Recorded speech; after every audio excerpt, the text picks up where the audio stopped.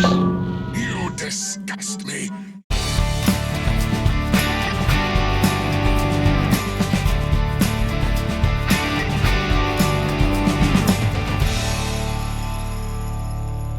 Hey everyone, it's Alexander Robinson, and we finally made it. This is the movie that I was dreading the most to review. Not just within this series of films, but all movies that I've seen.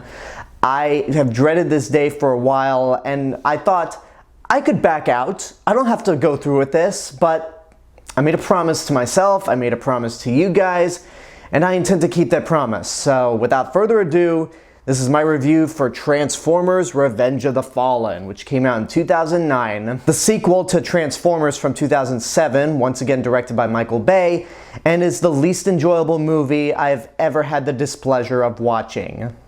Multiple times for whatever godforsaken reason. For those of you who may not know this, I actually started reviewing movies in my college dorm room in 2012 on another YouTube channel, one that I made several years before creating this one. And Transformers: Revenge of the Fallen was the very first movie I ever reviewed, because at the time I wanted to review one movie that I absolutely despised, and then another movie that I absolutely loved. There's actually a video on this channel that I did 5 years ago of me reacting to that original review, and just me being incredibly uncomfortable with some of the stuff I had to say, the way I was acting.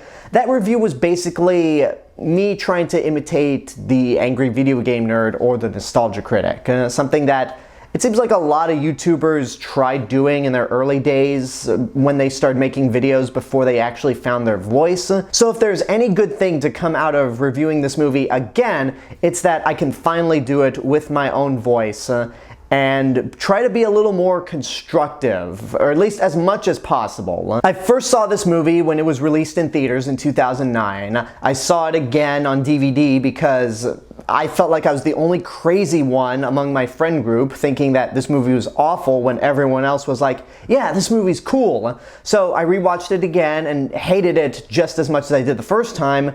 And then I'm rewatching it for a third time in prep for this review.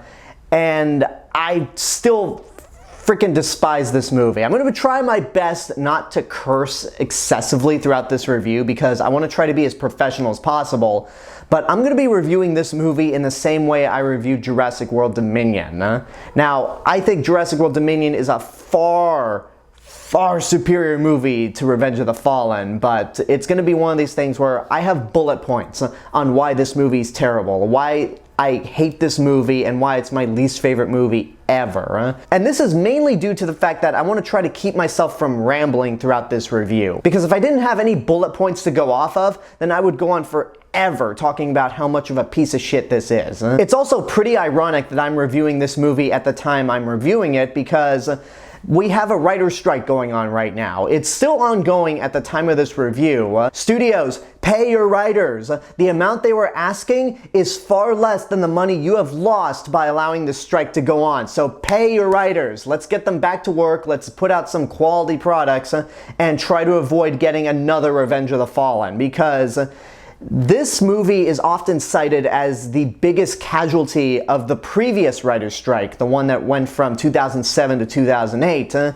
And a lot of people have kind of used this as an excuse. Like, at the time it came out, you could buy into it. Like, okay, this movie clearly suffered from the writer's strike. But after the release of the sequels, it's been much harder to accept that fact that this movie was affected by the writer's strike. Now, I will admit that watching this movie and something like Dark of the Moon and even Age of Extinction, you can tell that those movies were at least, oh God, I gotta be careful how I say this. They're not focused, but they avoid mistakes that student filmmakers wouldn't make. This movie has tons of errors throughout its script, throughout its filmmaking, and that actually brings me to my number one point on why I think this is a terrible movie. Just how incompetent it is in terms of its filmmaking. The movie is a flat-out rambling mess.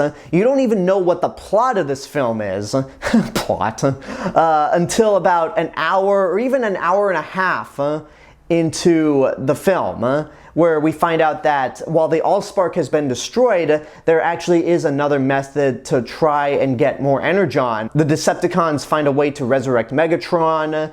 They bring in the Fallen, who's the actual leader of the Decepticons. I'll touch upon that a little later.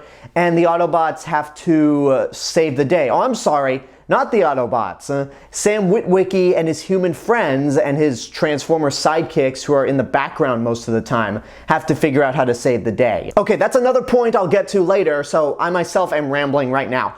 Back to point one. The incompetence of the way this movie is made. If I'm gonna push things back to the writer's strike, one of the things that this movie does consistently is have dialogue that immediately is contradicted a few minutes later or within the very next scene. In the opening of the movie, we have Bumblebee saving Shia LaBeouf from a bunch of gremlin robots, and he gets scolded for it because he blows up side of the house. And then a few minutes later, Sam Witwicky says, "Bumblebee, the Guardian thing is done. You could go with Optimus Prime now. I don't need protection anymore." Like, he literally just saved your ass from a bunch of gremlins that you yourself caused to begin with. The scene when the Decepticons resurrect Megatron, there are 5 Decepticons that jump into the ocean, and there's even a submarine captain that says, "We have 5 contacts." So when they get to Megatron, they have to dismantle one of the Decepticons for parts. So they kill a Decepticon, resulting in 4 left. And then when Megatron is rebuilt, there's a tiny little scientist that uses a shard of the Allspark to resurrect him, and all of a sudden there's 5 Decepticons again, but the submarine says 6 contacts.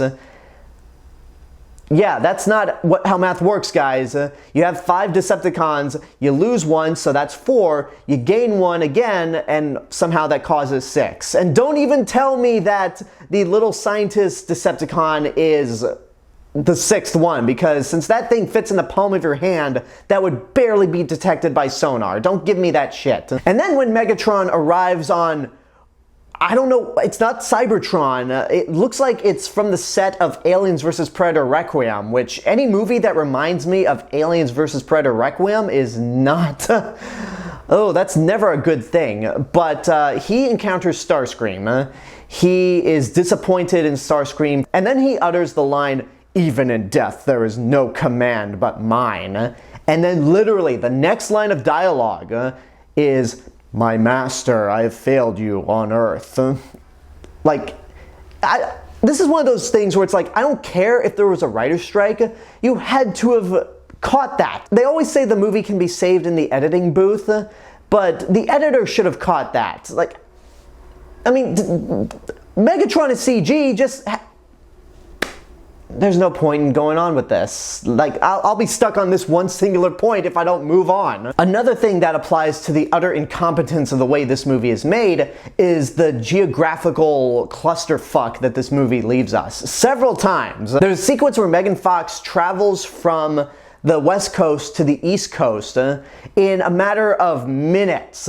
Like, she gets off the phone with Shia LaBeouf, goes to the airport, arrives at his college dorm room in a matter of minutes, and that's... Okay, really briefly, there was a comment on my review for the Michael Bay movie from 2007 where somebody said, yeah, the final battle doesn't take place in downtown LA. It takes place in a fictional city called Mission City, which, okay, I admit that's on me. Even though I'm so familiar with the way downtown LA looks, it's impossible for me to see any other city but LA. But the comment said that there's no way they would have gotten from the Hoover Dam to downtown LA that quickly. Okay, they set it up in that movie that Mission City is about 20 minutes or 20 miles away from Hoover Dam. That's fine. I missed that detail of the movie. That's my fault. But after watching this movie, that comment is irrelevant because considering Megan Fox flew from the West Coast to the East Coast within minutes, I'm sure that the Autobots and the humans could have gone from Hoover Dam to Los Angeles in a matter of minutes also. Not to mention that when Jetfire is reawakened, he's woken up in the Smithsonian, which is in Washington, D.C. Yet he busts open a door that leads us into an airbase that looks like it's in Arizona. Like, what the hell's going on right here? There's also a geographical error where the Egyptian pyramids are apparently right off the coast of the Mediterranean Sea. That's not true.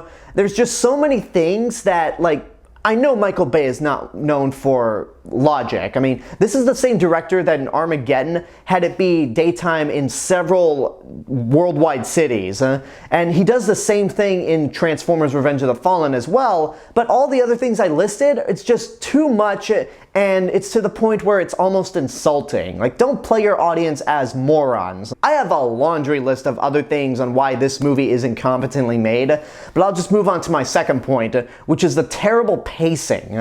When I was rewatching this movie, there are sequences that take their time slowly, and then there are scenes that they rush things.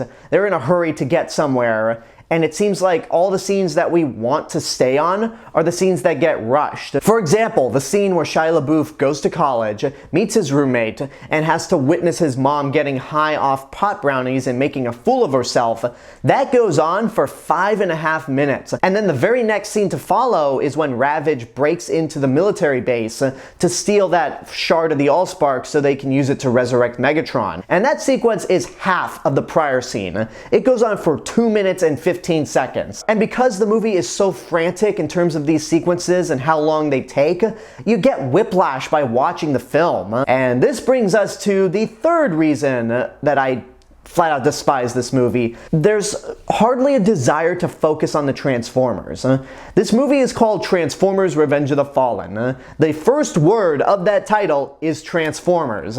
Now, I let it slide in the first movie that it was focused on the human story because I thought, okay, this is a unique way to tell a Transformers story. Let's tell it from the point of view of the human characters. That way we can be introduced to the Transformers through the characters. This time, we already know who the Transformers are. There are several Autobots and Decepticons that could be given character, personalities, and that we could focus on. But no, the movie wants to focus on Shia LaBeouf. Optimus Prime gets killed less than an hour into the movie, and most of the Autobots that are introduced in this movie or in the previous one are background. They disappear and they don't pop up till the end of the movie. The rest of the time you're focused on Shia LaBeouf, Megan Fox, Shia LaBeouf's annoying ass roommate who literally serves no purpose but to scream and be the butt of all the jokes, and John Turturro, who must have been paid really well for him to come back and do the embarrassing things that he does. I mean, he's less annoying in this movie than he was in the first one, but even then, he's still irritating. Now, as for the Transformers that we actually do follow, we follow Bumblebee, who for some reason can't talk anymore. Like, he continues to talk through the radio. They don't really explain it. And it's a trend I'm tired of. I am sick and tired of a mute Bumblebee. I was tired of it in Rise of the Beasts, and I want them to stop. It was a cute joke the first time and a clever way to build character development, but they just threw that away for the sake of comedy, and it's tiring. Like, let's give Bumblebee back his voice. This trend of making Bumblebee talk through the radio is old, tired, it's been done, let's kill it. Although I have to admit, in hindsight, having Bumblebee once again talk through the radio is not as bad as the other two Transformers that accompany Shia LaBeouf on this journey, Skids and Mudflap. And this leads into my next point, another issue with this movie, the childish and racist humor. I'll save Skids and Mudflap for the end of this point, but one of the things that really does not work in this film is the horrible attempts at humor. I remember seeing this movie in a theater when it came out. Every time there was an attempt at a joke, no one was laughing. There was dead silence every time this movie tries to be funny. And there's nothing worse than a movie that's trying to make you laugh but doesn't, especially one that also tries to offend you. There's so many childish attempts at humor with the Transformers, and I guess their biology, if you can call it that, because when all the Gremlin Transformers show up at the beginning of the movie, there's a Transformer with a dick gun, one of the Constructicons has a ass gun, Jetfire farts, and of course there's the infamous moment where we see two wrecking balls in Devastator's crotch, and those are supposed to be testicles. And everyone talks about how childish that moment is, especially the line, "I'm directly below the enemy scrotum." But what everyone doesn't talk about, that I've not heard a single person mention, is that when the Constructicons form Devastator, well, there's two reasons. First of all, when the Constructicons form Devastator, they're later seen in the final battle against Nest. But the point I'm trying to address is that there are no wrecking balls on any of these vehicles. When you see the Constructicons merge into Devastator, there is not a wrecking ball in sight. And I've gone over that sequence several times to make sure I didn't miss anything. And yeah, none of these Constructicons have wrecking balls on them. So those testicles were put onto Devastator only for a cheap joke. I also mentioned the moment where Shia LaBeouf's mom is high on pot brownies, and as somebody who's been to a stoner college, UC Santa Cruz, that's not how pot works, guys. There's the dogs humping, there's Wheelie humping Megan Fox's leg, and then of course there's the products of Satan himself, Skids and Mudflap.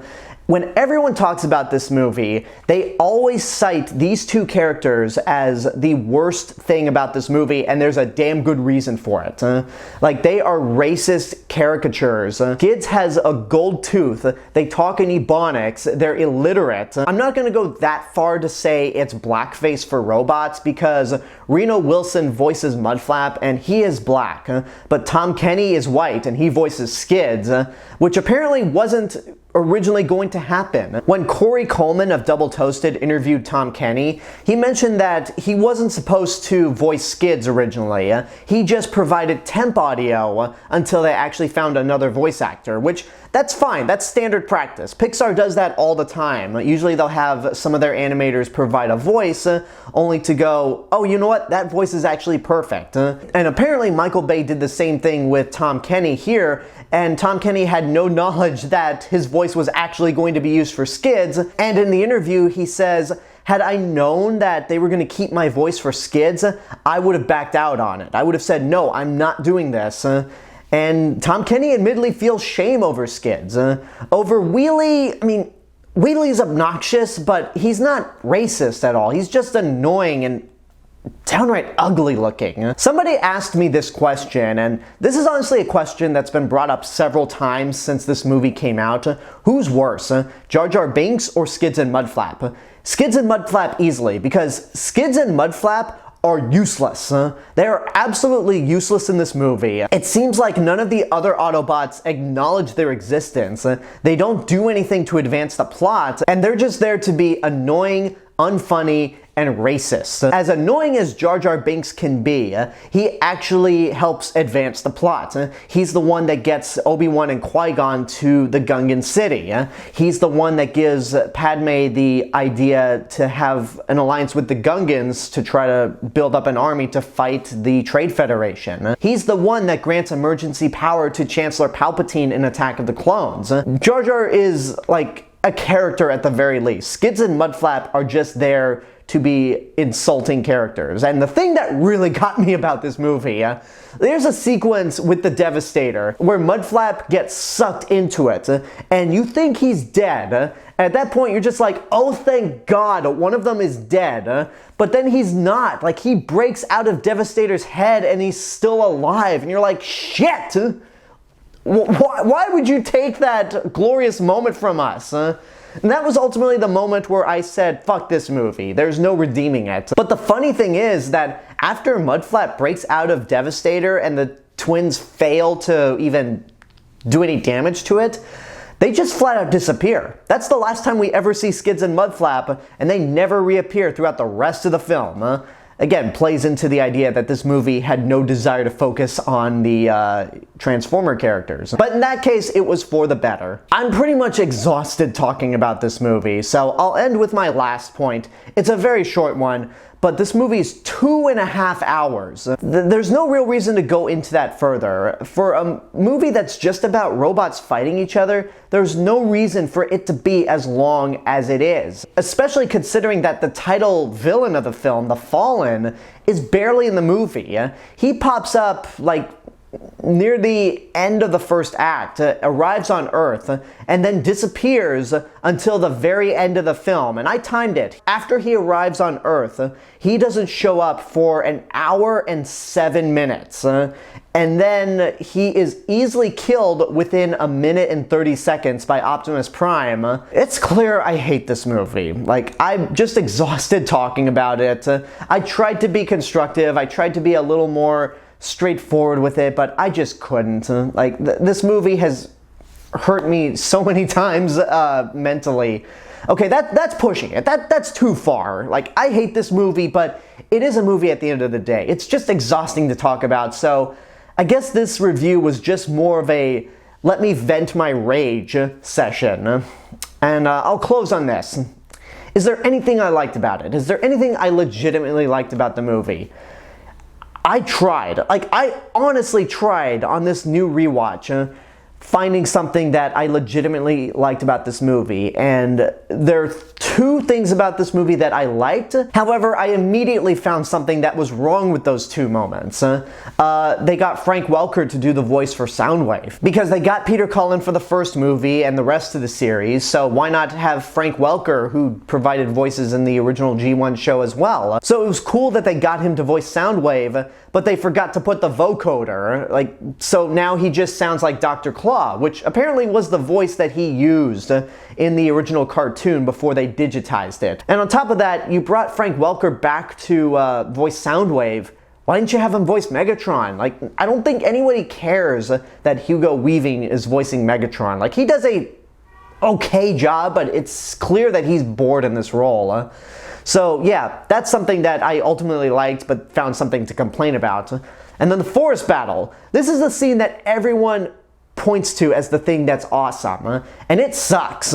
Like, it is admittedly the best scene in the movie, but it's not a good scene, because while the action is a little more clearer in terms of the way it's framed and that Michael Bay's not all close up on the action, this leads into another issue with the movie and this entire Michael Bay series of Transformers movies. The designs are so ugly and hideous that you can't even tell what's going on in the action scenes. Like, it's not clear at all. And the fact that every single Decepticon is gray, well, 90% of them, doesn't help either, because it's easy to tell that Optimus Prime is kicking ass because he's red and blue and he actually looks like Optimus Prime. Megatron, Starscream, and the other Decepticon, Grindor, look identical because they're gray. So you can't even tell what's going on in that action scene. I'll wrap it up.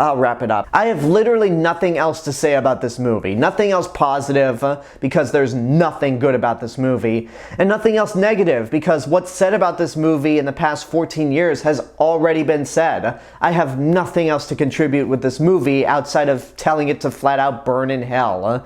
And that's me being generous. There is a reason why I have this rating, burn in hell, and it's called Revenge of the Fallen.